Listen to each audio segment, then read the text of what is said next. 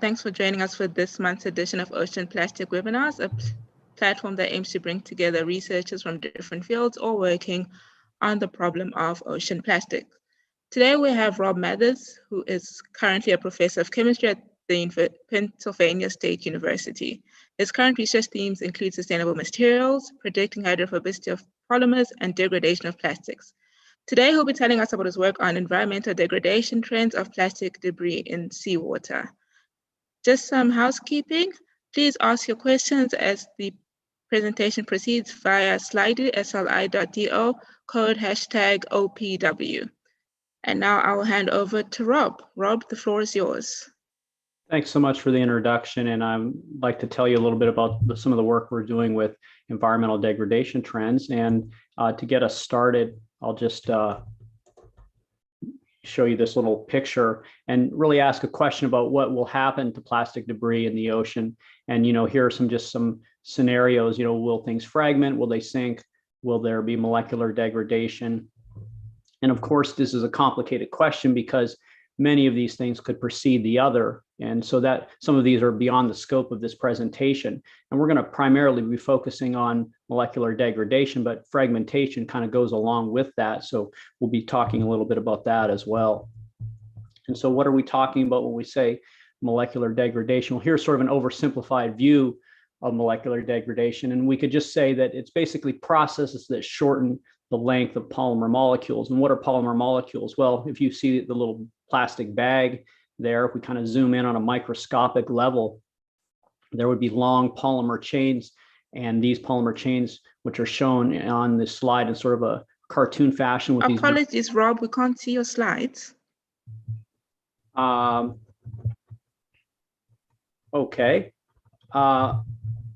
Interesting. What? Would you like to reshare your screen? Yes, I shall do that. That's a great idea.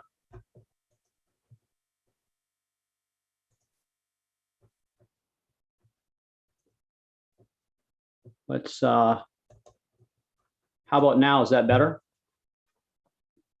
Perfect. We're with you now. All right. Well, let me just go back a slide then and just show you this picture then, as I referred to. We have sort of many options for plastic debris in the ocean. They could fragment, or they could sink, or they could have molecular degradation. And of course, you could imagine that some things could fragment and then sink, or they could sink and then fragment, or you could have molecular degradation preceding or following these processes. And so many of these issues are beyond the scope of this presentation, and we're primarily going to focus on molecular degradation.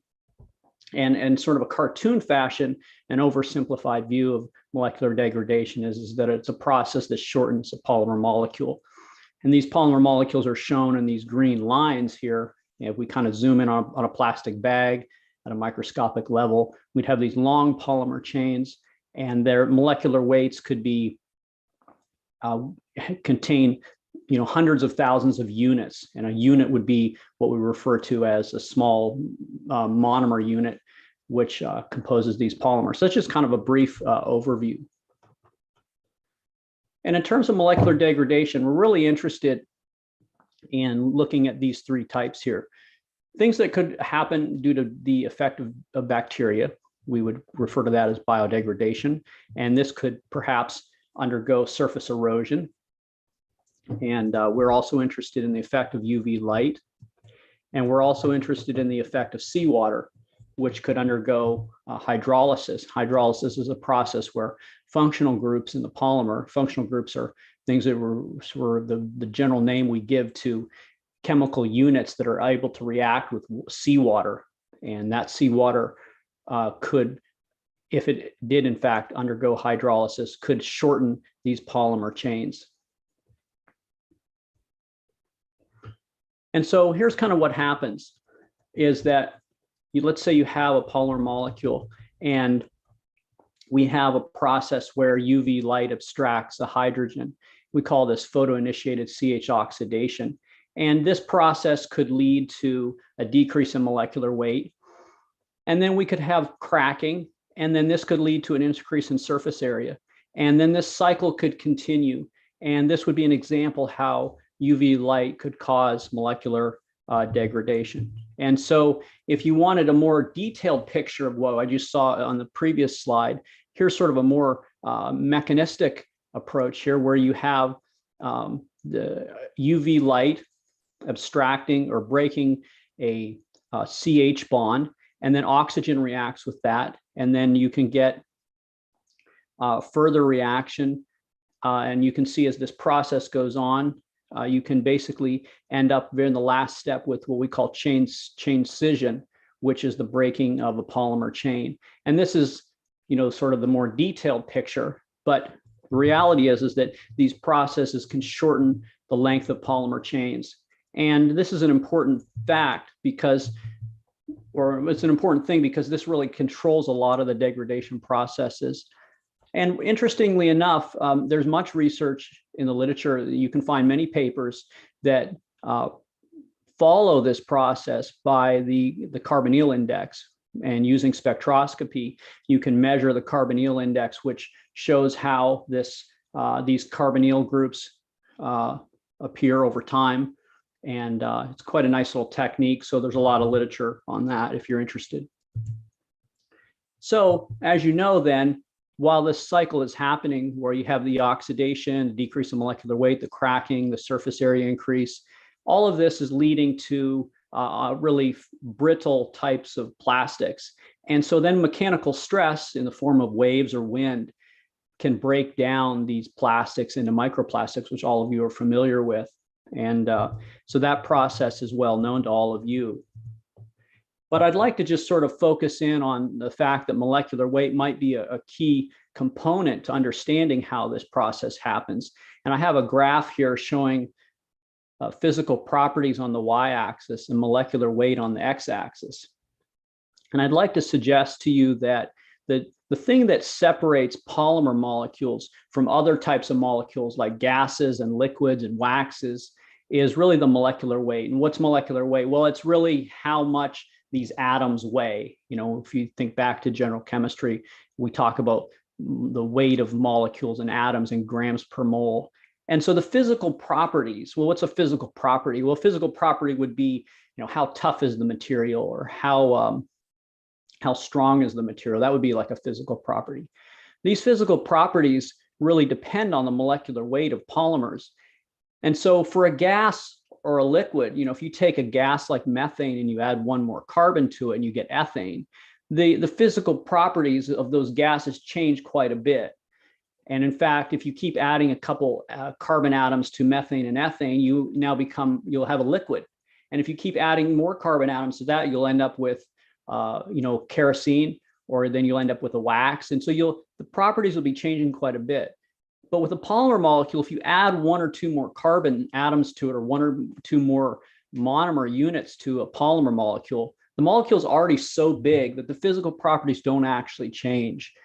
But what can happen is that over time, if you think about these, before I say that, I'll just mention that, and so these polymer molecules have this really large molecular weight.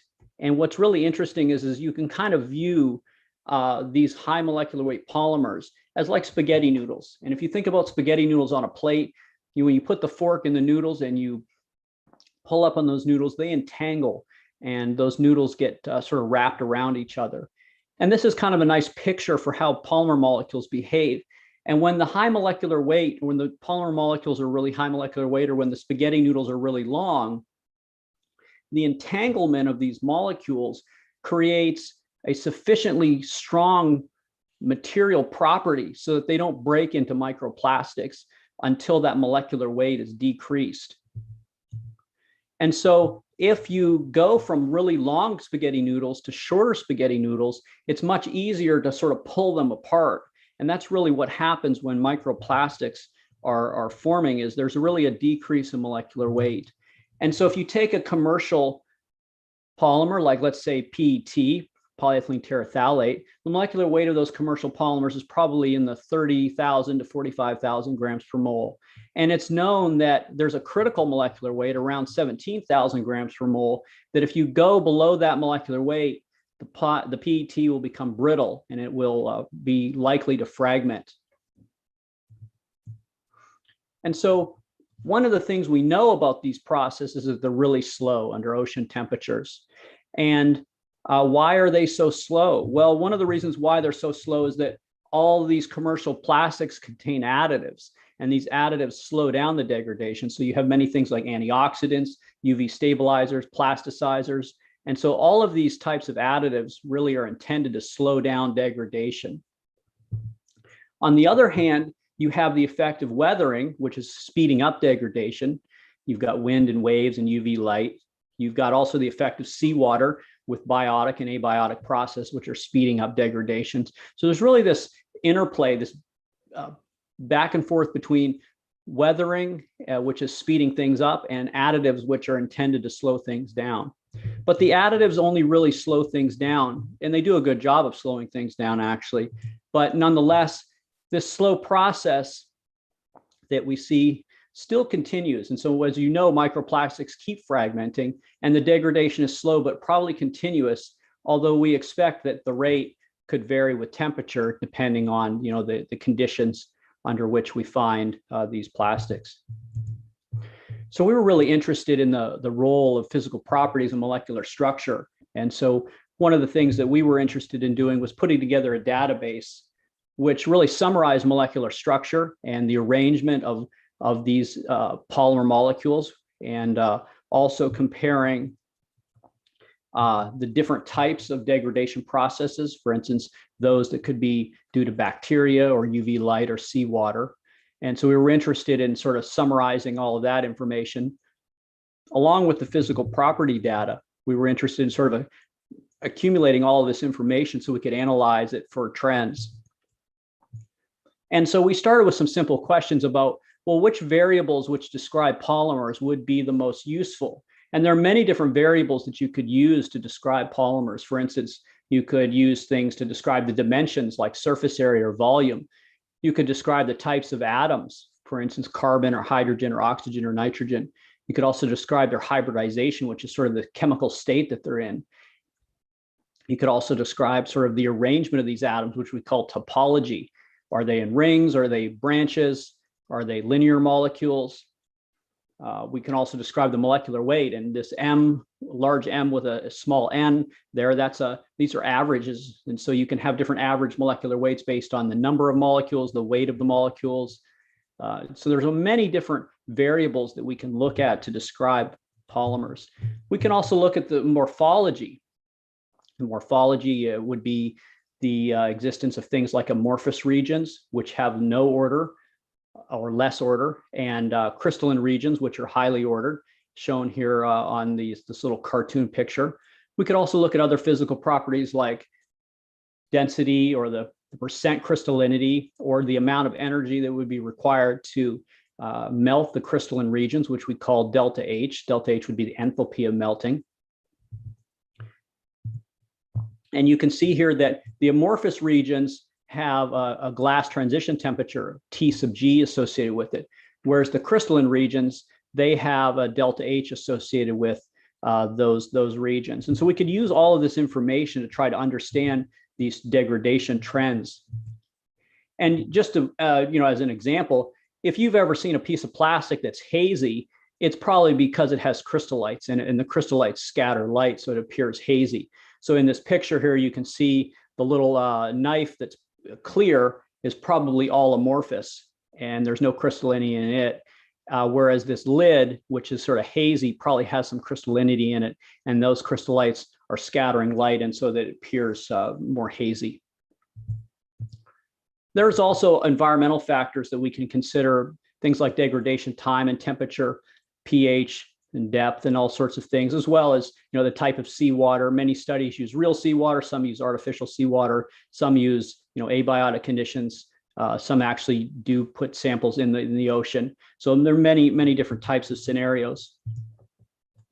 And environmental factors do play a big role. And if you take a common plastic that is oftentimes seen, polylactic acid here, PLA, it'll decompose under composting conditions in a relatively short amount of time, maybe 2 months, provided the temperature is above a certain degree, and usually that's typically above 50 degrees.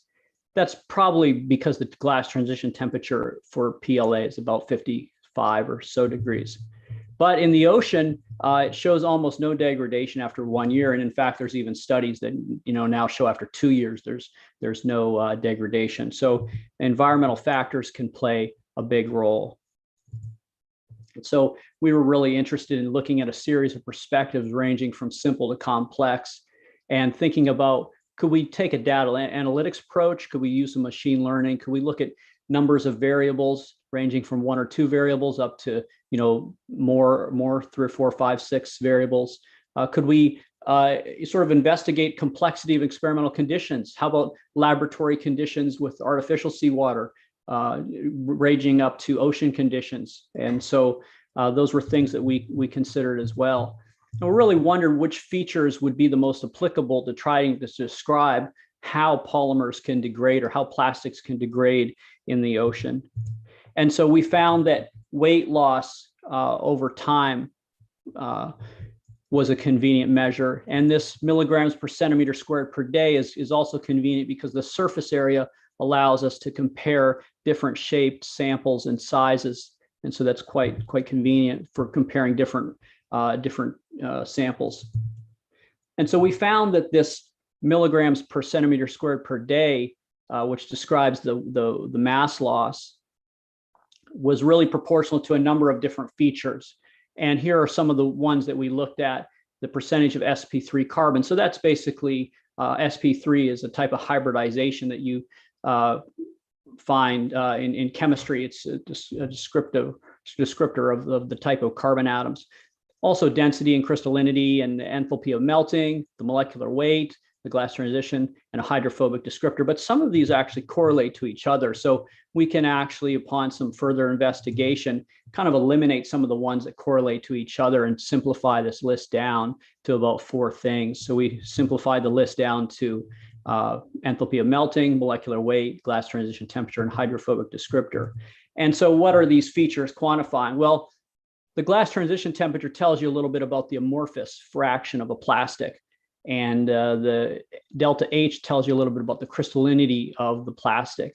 And most plastics are semi-crystalline, meaning that they have both an amorphous fraction and a crystalline fraction. And the more crystallinity that they have, the slower the degradation is going to be. So crystallinity is not usually beneficial. It's beneficial for physical properties. So it helps a plastic in terms of performance, but in terms of degradation, it can oftentimes slow things down.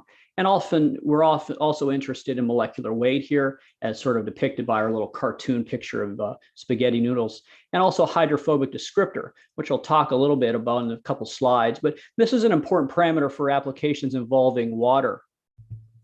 And what does hydrophobic really mean? So we really got interested in this question. So back in about 2013, we started looking at hydrophobic molecules, and we were interested to understand this even more. So this, simple definition is that it's basically oil and water don't mix. And so something's hydrophobic, it's not going to go and dissolve in water. That's basically an overview of that. But what we were really interested in is that depending on the molecular structure, if something's really hydrophobic, it will resist the uptake of water. And that will oftentimes be not good for degradation. So sometimes you want to have something that's not too hydrophobic.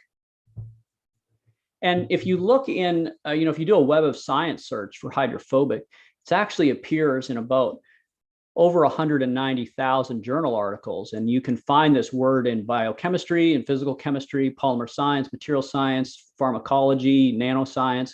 The list goes on and on. It's a really wide range of disciplines in science and engineering that use the word hydrophobic. And we were particularly interested in this word, and due to the seeming, it really seems simple, but as we got into this, we started thinking, wow, there's really a lot here. And although this word is used a lot across multiple domains, it's not always clear how to quantify it. But we were really interested in the medicinal chemistry perspective, and they have a long history of understanding what hydrophobic molecules are, because they're interested to know if drug-like molecules will be absorbed into the body. And so they quantify hydrophobicity with these log P values. And if you can imagine having two layers in a flask, let's say you have water and you have an organic layer like an oil layer, usually octanol, these two layers don't mix. Let's say you throw some molecules into those two layers, and the molecules have a preference for water, they have a preference for oil. If they go into the oil layer, then it's going to be a hydrophobic molecule. If the molecules go into the water layer, it's not going to be, we call it hydrophilic. And so whether or not these molecules go into the octanol layer or the water layer can really be very insightful as to their hydrophobic character. And hydrophobicity, then, these log P values, it's also proportional to a delta G, which is a free energy term. So in chemistry, free energy is a nice descriptor for whether a process is, really relevant, I think, anyways, in my opinion. And so if you look at log P values, they can range from negative values to positive values. So if you have a positive value, it means that the molecule is very hydrophobic. So if you have a log P value of 2, that means 99% of the molecules go into octanol, 1% of the molecules go into water. If you have a negative value, it means it's very hydrophilic. And so this is a convenient scale for understanding whether something's hydrophobic, and sort of tell you why, how we've used this for plastics in the ocean. And I'll just mention to you that in chemistry, there was some pioneering work by a famous chemist named Hildebrand, and he came up with these solubility parameters. This was back in the 1930s. And later in the 1960s, his model was expanded by a scientist named Hansen, and he came up with a 3-component model of this to sort of expand it a little bit. But later on, the medicinal chemistry community, they deviated from this idea and came up with computational methods for predicting log P values. And I really like those a lot better. I think they're much more useful. And along the side of these interesting medicinal chemistry advances, a lot of other things were going on in the protein modeling world. A lot of stuff was going on with surface area, and the molecular dynamics community was really making numerous advances, and force fields really doing amazing things. And the physical chemistry community really was coming up with some very fascinating understanding of hydrophobicity, and this Lum-Chandler-Weeks theory was really instrumental in talking about the length scale, about how hydrophobicity changes with molecular size. So there's really a lot of interesting things going on. So we kind of took all of these interesting advances and really kind of put them all together to come up with a unified method for trying to understand hydrophobicity. And here's sort of the model that we came up with. On the left, you'll see we take a molecular model, we take a polymer structure, and we basically take a snapshot of it, make a small model of it. So we, instead of taking the whole spaghetti noodle, we chop a small little piece of that spaghetti noodle out, and we try to figure out how hydrophobic is the entire spaghetti noodle based on a small segment of the spaghetti noodle. And using that approach, then we calculate the log P, and we also determine the surface area of the spaghetti noodle using molecular dynamics simulation, and also calculating the surface area. And in the end, we output this log P over surface area term.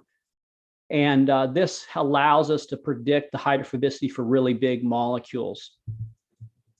And so basically, we're taking the medicinal chemistry insight, we're taking the physical chemistry insight, the molecular dynamics advances, the protein modeling advances. We're taking all of this stuff, and that's really fantastic, and putting it all together for the purpose of understanding hydrophobicity. And so just real quickly, what's nice about this approach is that it applies to a lot of different types of atoms, a lot of different architectures, meaning the arrangement of those atoms.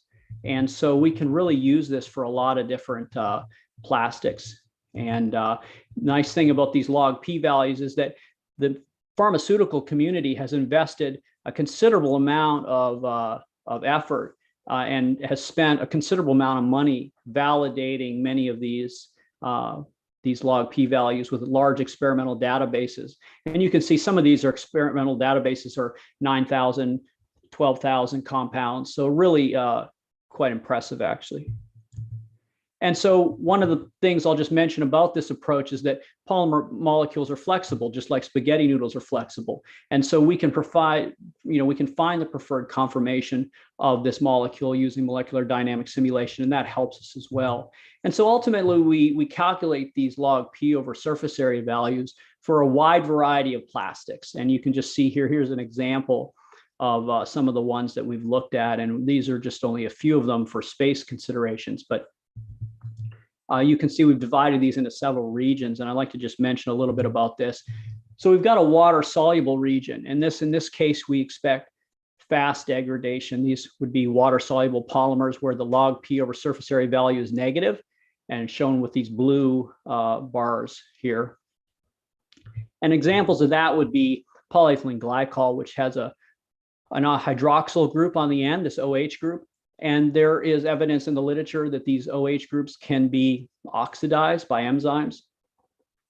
And then these enzymes can cleave off acetic acid groups. And so basically the polyethylene glycol can be systematically shortened 1 unit at a time, and you generate acetic acid. So these polymers are able to be degraded, although there is some molecular weight limitations to this process. Polyvinyl alcohol is another water-soluble polymer, and you can see here there are enzymes which will oxidize these alcohol groups and to carbonyls. And if you get a carbonyl is a carbon-oxygen double bond. So if you get 2 of those carbon-oxygen double bonds next to one another, usually it might even take 3 or 4, but if you get 2 of them next to one another, there are aldolases and hydrolases which will cleave those functional groups, and you can shorten the polymer chain, and so degradation is feasible. So the water-soluble polymers are typically able to be degraded fairly quickly. Then in the middle, there's a region where there is enough functional groups so that bacteria are able to hydrolyze them and undergo biodegradation, or the seawater is able to undergo hydrolysis. And in this region here, there's a lot of potential for degradation. Now, then there's this sort of observation that we made that polyesters tend to be faster degrading than polyamides. And we also see that the ocean temperature plays a role, and it depends on what the glass transition temperature is. So we get faster degradation when the glass transition temperature of the polymer is below the average ocean temperature. Unfortunately, most commercial plastics have high glass transition temperatures. And then we have this sort of third region over here in red, which is typically representative of most commercial plastics. We've got polyethylene, polypropylene, polystyrene, PVC, and they typically contain a lot of additives. They have very slow degradation. They lack functional groups, so they don't really have a lot of opportunities to degrade except typically by UV degradation, which is oftentimes slow. And so we really started looking at these features then, and with a little bit of machine learning as well with a collaborator to understand how these different variables work together. And I'll just highlight a couple things that we did. One is that we had a strategy where we looked at sort of constant temperature and no mechanical forces. And the goal here was to minimize the number of variables so that we could really understand and compare abiotic and biotic processes. And so doing so, we basically found that if you look at the graph of log P over surface area on the y-axis. On the y-axis, we're describing the hydrophobicity. And on the x-axis, we're describing the crystallinity in terms of enthalpy of melting. Under abiotic conditions, you can see that the circles, the size of the circle represents how fast the degradation is happening. So the bigger the circle, the faster the degradation. And if you compare biotic conditions, you can see that biotic conditions, which would be the effect of bacteria, are a lot faster than abiotic conditions. And you can see that's the case for both polyesters and for nylons, although polyesters are a lot faster. And so this is an interesting thing. Now, of course, the downside to this approach is that there's no mechanical forces, and it's it's a constant temperature. So it's not really reflecting ocean conditions, but by minimizing the variables, we can at least find out some interesting things in a controlled environment. So if we switch and try to find some more ocean-like conditions, we can find that there are some other things we can also say. For instance, here, let's go on now to the next slide, and you can see that in the second strategy that we have here with these variable sample dimensions and changing conditions, our goal here is really to compare different sizes and shapes of plastics, which is often a common scenario. And we do this by taking the degradation and converting it to 3-tier categories. And why would we do that? Well, it really is due to experimental error that you find between different research studies. And by switching the degradation from milligrams per centimeter squared per day to categories like fast, medium, slow, it helps accommodate variable conditions as well as experimental error. And so we can do some refinement of this degradation model here with some machine learning, and we can take basically the most relevant predictors, which would be hydrophobicity, enthalpy of melting, molecular weight, glass transition temperature, and we can take our categories and generate classification trees. If you're not familiar with those, here's a sort of a cartoon example of a classification tree. Basically, you separate out the effect of different variables. So you start at the top here with MW being molecular weight. If, let's say, molecular weight is less than a certain value X, if that's true, and the glass transition temperature is less than a certain value Y, and that's true, then we predict fast degradation. Otherwise, you could end up with scenarios where you would end up with medium or slow degradation pathways. And so this is a convenient way to sort of visualize how the effect of these multiple variables are playing a role in this process. And so here's a little bit complicated, so I'll just sort of walk you through a little bit of this. But here's a 3-tier classification tree which has 4 variables in it. And in green, I've highlighted how it is you get to a fast degradation process. And commercial plastics don't follow this pathway. They follow a different pathway, which we'll look at in the next slide. But if you want a fast degradation, you would want to have low molecular weight. You'd want to have a low glass transition temperature. You want to have low crystallinity, and that would give you the fastest degradation. So those little boxes that are highlighted in green, the first one on the very top showing Mn, that's molecular weight. The second one showing Tg, which is the glass transition temperature. And the third one showing enthalpy, that reflects the crystallinity. So if you could meet those 3 criteria, you could have fast degradation. Unfortunately, if you have increases in hydrophobicity or increases in glass transition temperature, that's going to slow things way down. And in fact, most commercial plastics have high glass transition temperatures and high hydrophobicity. So they typically are going to be slow at degradation. And it's interesting to see that the glass transition temperature exerts a large influence. And that's because the division between medium and slow categories appears to be roughly about ocean temperature. And so that's kind of an interesting feature. And if we look at sort of this classification tree as a graph, you can see on the y-axis we have hydrophobicity, and on the x-axis we have glass transition temperature. And there's a lot on this, so I'll just give you some features here that are relevant. One is that we have colors associated with the category. So the green region is the fastest degradation. The yellow region is the medium degradation, and the orange region is the slow degradation. And you can see that it's more likely to find something in the slow degradation category. And here's an example of that. So you can see here polyethylene, polypropylene, polystyrene. They're at the top of this graph in orange, and they are slow because they have a high amount of hydrophobicity, and their glass transition temperatures are well, fairly high in some cases of polystyrene. But PET is also in the middle of this graph. It's also in the orange category. It's also very slow. And that's because it has a moderate amount of hydrophobicity and also a fairly high glass transition temperature. And it also has crystallinity as well, and that slows things down quite a bit as well. And in the green category, we've got PEG, which we looked at previously when we talked about the degradation of PEG, and also polyvinyl alcohol, PVA. They're water soluble, and so it's not surprising they would be found in the fast category. And we can compare this previous slide that we looked at with another type of graph, which instead of having hydrophobicity on the y-axis and glass transition temperature on the x-axis, now we've changed the y-axis. And you can see for the graph on the left, the y-axis is now molecular weight. And so now really what we're talking about is we're comparing on the graph on the left, we're comparing the size of molecules versus their glass transition temperature.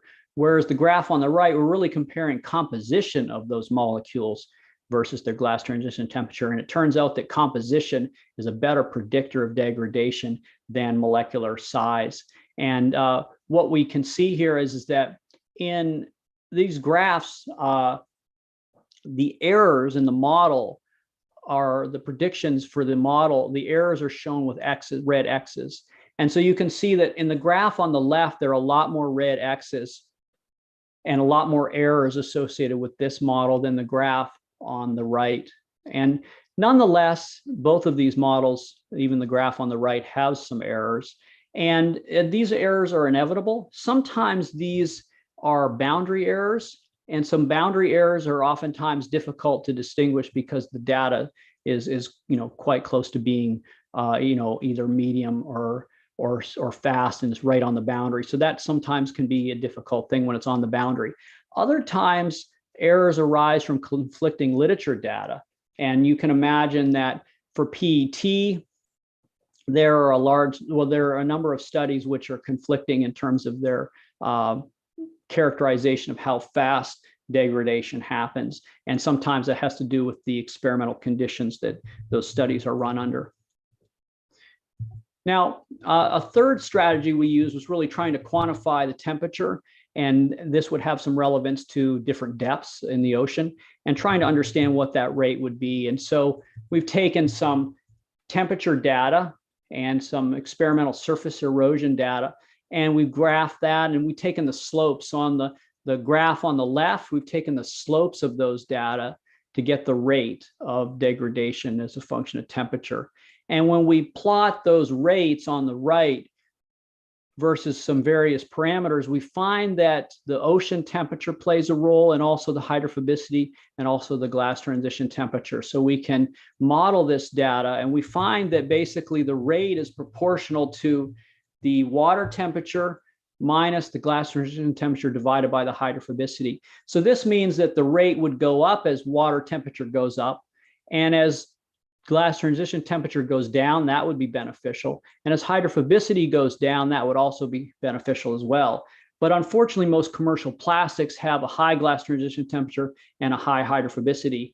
And since the water temperature in the ocean is not very high, all of these factors combine to basically make a very slow process. And so there's some caveats for this, is that this works best when biotic degradation is faster than abiotic degradation, which is oftentimes what we see. And it also, this little equation here, this is best suited when the crystallinity is fairly low. If the crystallinity becomes too high, we need a different model. And in a preliminary effort to understand weathering, we've compared literature data for sheltered mangroves to more exposed locations and come up with a simple equation which would help elucidate how much contribution the waves or mechanical forces are making to the degradation. So here we have the total surface erosion is equal to KT, K being the rate constant, and times the water temperature, plus B, which would be the y-intercept, and plus the contribution from the waves. And so we can kind of look at this. If we look at a couple simple examples here where we have PHBV, this is a polyester, but the glass transition temperature, this is fairly low. It's commercial, but it's not typically found widely used like polyethylene and polypropylene and polystyrene. But nonetheless, we can look at this in a coastal scenario or an estuary scenario, and you can see that the total amount of surface erosion in the coastal region is higher than the estuary, but also the wave contribution in the coastal environment is much higher as well. So you can see that the waves do play a role, and it would be great in the future if we had more data on this. But these it's not very common to find literature studies that have control experiments where they they look at sheltered locations versus exposed locations. All right, so in conclusion, there's really numerous factors that contribute to an understanding of degradation. And we talked a little bit about some of those: molecular structure, environmental factors, additives, and there's really a lot happening. And I think it's also worth noting that there's still much to be learned about degradation. There's many opportunities to further investigate some of these things which we don't really fully understand. And so just in conclusion, I just say that these projects have been really a collaborative effort. And in terms of the log P over surface area method development, a lot of great collaborators have helped in this, this method and its development. And also for many applications, I've had a lot of great collaborators. And so really appreciate all of them and their students as well. And thanks also to many of the past funding sources that I've had. And thank you for all your attention. Hope that I can answer some questions. Thank you, Rob, for that very informative presentation. I did learn quite a bit. I am just going to jump straight into the questions. Just a reminder, if you want to ask questions, please log on to Slido, sli.do, code OPW, so you can ask your questions. So the first question I'm going to ask is from Anonymous. What's the difference between the ability of UVA and UVB to break down plastics? Yeah, that's a really great question. If we go back a number of slides, I can just mention to you, if you, for those of you who maybe would be interested, some of the degradation seems to be happening around 254 nanometers, and that seems to be prevalent. I don't really know. I haven't compared UVA and B, but I think there's a lot more that could be learned. But I think a lot of people have been, it's interesting that aside from ocean degradation, there's been a polymer degradation community that has been exploring degradation issues for now a number of decades. So there's a lot that's already been known about degradation just in general, but not necessarily in the ocean. And so that information is out there, but I don't really know off the top of my head now what the difference would be. All right, thank you for that. An area for further investigation. Another question is from Audrey. Thank you for a very interesting presentation. Have you investigated how additives are released to the environment and polymers degrade? I have not, but that's a very interesting question, Audrey, because you would expect that as degradation is happening, these additives would also be released into the environment. And it's not clear to me, if you have a biofilm on a piece of microplastic and the bacteria are undergoing biodegradation on that plastic, it's not clear to me whether they would also be able to consume the additives as well. I don't know. I mean, they can't, many, as you know, many bacteria excrete enzymes because the sizes of polymer molecules are too large to actually act upon. And so they try to break down those polymer molecules, perhaps. But it's a really interesting question. I think there's a lot to be learned, and this is a complicated situation. Fair enough. Then there seems to be a lot of questions surrounding degradation rates when it comes to the commercial polymers. So I'll phrase it this way. So you spoke about the different variables that influence polymer degradation, and these the intrinsic characteristics of a polymer, such as the enthalpy and its surface area and such. But of the other factors, which ones increase the rate of degradation? I hope that makes sense. So let me just think about that and just go up here to a slide. So we've looked at a lot of different types of variables, as I've alluded to on these slides. And it appears to us that some of the most prevalent ones turn out to be, related to, we use the weight loss versus surface area and time as a way to try to gauge which of these were the most relevant. And, there may be some other variables out there that would be really good as well that maybe we've missed, so there might be some other opportunities to find other variables that would be equally relevant and equally impressive in terms of predicting degradation. But from our initial study so far, our preliminary results seem to indicate that these ones that we've looked at so far seem to capture a fair amount of the processes that are happening in the ocean. But, we can never say for sure. There's always more to be learned. All right, thank you. I believe you mentioned that the commercial plastics are more subject to UV light degradation. So would it be fair to assume that UV light is the most important factor when it comes to degradation of the commercial polymers, and biological and seawater play a much smaller role? Well, this is a really interesting question. And I would probably, to answer this, go back to this sort of simple, oversimplified picture here.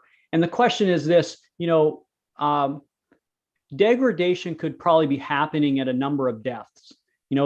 Obviously, as you go down in depth, the temperature goes down. So maybe the rate of degradation also slows, as we all would expect. But, I think for what you're saying, yes, if it's floating on top of the ocean, then UV light is probably playing a big role. But as things start to sink, it's not clear to me whether UV light is the predominant factor or not. And it's not clear to me at which depth you need to go to in order to have a scenario where the UV light is not playing a big role. I would say it is interesting to me to think about, the biofilm and whether or not that blocks out a fair amount of the UV light. It's not clear to me how much UV light a biofilm would block out, but it's an interesting question. If you've got a plastic that's not coated with a biofilm and it's floating on top of the ocean, then yes, I would say UV light is the predominant factor. And there is an interesting study which many of you are probably familiar with, where the researchers look at a piece of plastic that's floating on the ocean, and they find that the top side has more UV light degradation and the bottom side has more biodegradation from bacteria. So you could also imagine that the orientation of the plastic in the ocean, whether if it's floating, could be different for different sides of the plastic even. And so, it's a really interesting question. And I think there's a lot to be learned there. Thank you. Then I'm going to go to another question from Slido. Does this mean that plasticized polymers will degrade faster than non-plasticized? Well, it depends on, I would say no. And I would say in certain cases, the one case where I would say no would be with polyvinyl chloride. PVC is really loaded with plasticizer, and it's got a high amount of plasticizer, and for the purpose of improving the physical properties. And yet there's studies that show that PVC, because of the high density, sinks rapidly. It would sink rapidly because the density is much higher than 1 grams per centimeter cubed. And so you would expect that something that's highly plasticized like PVC would sink, and then it would be unable to get UV light, and so you wouldn't have degradation that way.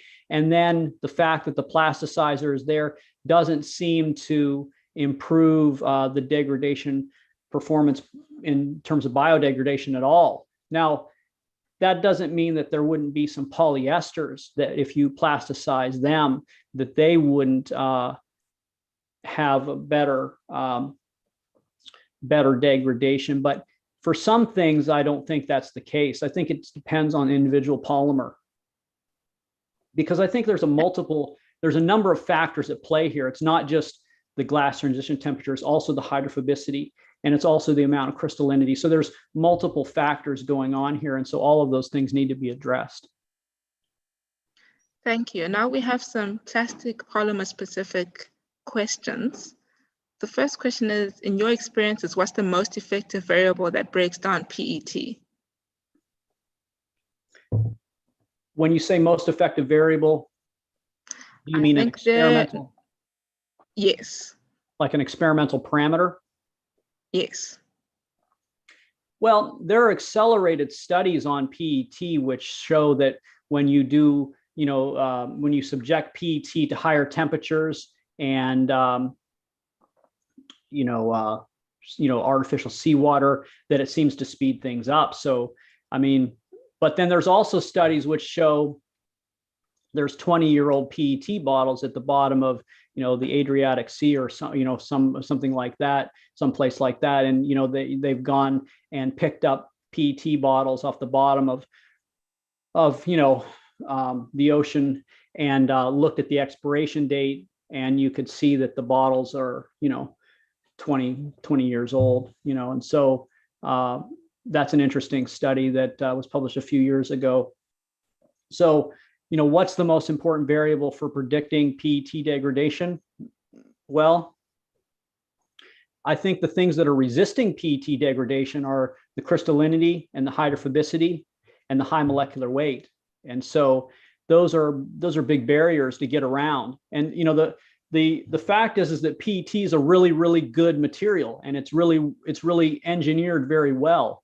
And so that's great if you want a really good material. But then on the other side, when we talk about degradation, it's almost too good of a material. And so that's a really tough challenge because, for a single-use plastic, it's really, maybe if you want a plastic object that lasts for a number of years, maybe you want it to be PET. But if you're having something that you're just going to use, and then throw away, that's really unfortunate because the PET is going to last a long time. Right. Thank you. Then we have another question that asks, can you comment on the degradation of HDPE versus LDPE? Well, I can't really comment too much other than to say both of them are quite resistant to degradation. And if we look at, if we go back to this graph, sorry for going through all of these slides so quickly, but, if you look at PE up here at the top, this would just be HDPE at the top left-hand corner, which is in the orange slow category. We would also expect that LDPE would also be in the orange category, and it would also be slow as well, because even though the glass transition temperature would be different, it wouldn't necessarily be the hydrophobicity is probably governing is the main factor that's probably governing the lack of degradation, would be my guess. Thank you. And then have you transitioned into looking at the degradation rates of products? So you've looked at, the different plastic materials, but have you looked at, let's say, a plastic bottle or a plastic bag and seen whether that makes a difference in the predicted rates? We, in order to calculate the milligrams per centimeter squared per day, we've typically focused on rigid objects and not flexible materials, so that although there are some studies which look at comparing nylon ropes to polyethylene ropes and things like that, which are submerged at 10 meters. So there are some studies out there that look at that, and so that would be an example of a flexible object. But then it becomes more difficult to estimate the surface area when you have that flexible object that can, and whether or not all of the surface area is exposed or whether it's scrunched up into a ball or something like that. So we haven't done that, but that's an interesting opportunity. Thank you. Another question that I have is, you mentioned all of these variables that influence degradation. Have you developed a numerical model where one can predict the degradation rate of a polymer? Or is there something like that in the works? Yeah, well, right now the two sort of things that we're really focused on have been understanding what controls the rate of biodegradation, and that turns out to be the ocean temperature, the glass transition temperature, and the hydrophobicity. And then the second thing we sort of focused on is sort of preliminary efforts trying to understand the contribution from weathering. And other things are in the works, but we don't have anything to talk about that today. That's fair. We'll wait until you make it public. Another question that I have is, looking at the bigger picture, how can your work be used to inform product design, and if so, to what extent? As you had rightly highlighted, the commercial polymers are the ones that are hardest to degrade. So how can we take your work and actually use it to inform product design? Yes. Well, that's a great question, and one that we've thought a little bit about and wondered about that as well. And, I think if we go back to, let's see, if we go back to this graph, which is right here, in red, we've sort of highlighted the most common types of microplastics. And you can see there's PVC and polystyrene and polyethylene and polypropylene. And, many of these are hard to compete against on an economic level. If you think about the fact that there's millions of tons of polyethylene produced every year, the economics of trying to find something that would be a substitute for it, one, there's not an infrastructure sometimes to make those materials, and two, there's not oftentimes a sufficient volume. So there are many, I've spent a number of years thinking about making renewable types of polymers, or polymers that contain plant-based components, or polymers that contain, functional groups that will allow them to degrade. But the problem with these materials is that, they're oftentimes really nice. They have sometimes really great physical properties, but I think the economics is such that it's really hard to compete against polyethylene. And it costs, price per kilogram or something like that is probably a very difficult battle to win. And so it's a really great question about product design, but I think what I would say is that the more functional groups you can put into a polymer, the more opportunities there will be for degradation through either enzymatic routes from bacteria, or degradation through abiotic processes like seawater. And so I think that the more functional groups you can have, the better. And that's what you typically find if you're looking at polyesters. But then some polyesters like PET, the crystallinity, even though there's the functional groups in the polymer, the crystallinity works against you. And so, you really need to be, I think, there's a number of things that need to be attended to. I completely understand when you say that the economic factors present a barrier to the creation of new materials, but in an idealized world, what would you like to see? Well, it's surprising to me, just to give you a sense of how difficult this is. It's surprising to me to see that something like, I'll just go back to my little picture of PLA here. PLA, which you could, get from lactic acid, which could be derived from, some renewable source. I think early on people thought this was going to be an answer to a lot of these problems. But then it turns out that PLA has a pretty high amount of crystallinity, and that resists degradation. And in addition, PLA has a glass transition temperature around 55 or 65. And that's typically not high enough for many applications, because PET has a TG of around maybe 75 or something like that, maybe a little bit higher, maybe a little bit lower. But let's say that PLA doesn't have as good of a TG as PET or polystyrene, which has a TG around 100. And so there are many things that you would initially think, oh, this is going to be great. And then it turns out, it's so surprising to think that, oh, well, PLA will compost if the temperature is, above 50 degrees, but then you put it in the ocean and after 1 or 2 years, there's no degradation at all. So it really shows you the complexity of this problem that, it's hard to make predictions.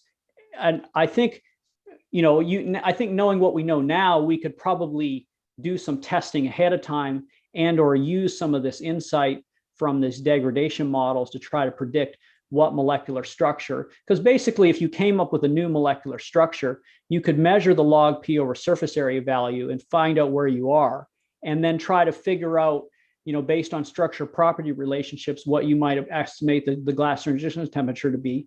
And so you could probably get a prediction that would put you at least in, if we go back to this graph here of medium and fast and slow categories, you could at least hopefully now predict which category you would be in. And I think if you're in the slow category, it's not the right place to be.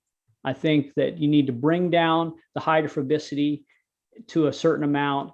Now, there are some people, I have some colleagues that are investigating ways to put sort of weak links into a polymer chain, where you would have a polymer chain that's typically unreactive. And then in this polymer chain, you also put some sort of more reactive little weak links that can be sort of cleaved. The problem is that it's an economic problem, is that, yes, you can do this very nicely, and that will degrade a lot faster, but can you compete with polyethylene? Really, what can compete with polyethylene? It's so inexpensive in terms of the price per pound. So it's a really difficult problem to address. And I think there's a lot of opportunities, but I think there's a lot more to be learned. Thank you very much, Rob. It is now time for me to close off this webinar at 16:01. Thanks to everyone who joined us today. Just a reminder that the webinar will be available on YouTube for watching if you missed any part of it. And thanks to my colleagues who help coordinate ocean plastic webinars. Rob, thank you for being with us today. Any closing remarks? No, just thank you so much for all your time, and look forward to hearing from some of you. If you have any thoughts about collaborations or potential ideas, I'd love to hear from some of you. Please email me if you'd like. Thank you very much, and goodbye, everyone.